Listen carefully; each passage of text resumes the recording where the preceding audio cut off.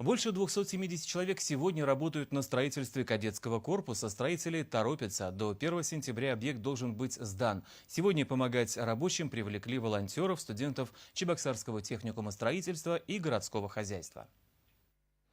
Первокурсник Андрей Кушнарев еще не проучился в техникуме ни дня, но уже на практике познакомился с особенностями будущей профессии.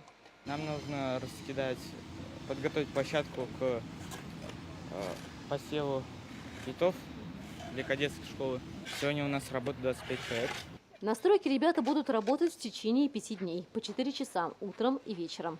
Мы обсудили это на собрании с родителями. У нас было вчера организационное собрание. 300, родителей и 300 студентов изъявили желание оказания помощи. Помочь строителям кадетского корпуса решили не только парни, но и девушки. Они работают внутри, убирают мусор. Студенты успели осмотреть здание и признаются, несмотря на то, что корпус еще полностью не готов, впечатление он производит.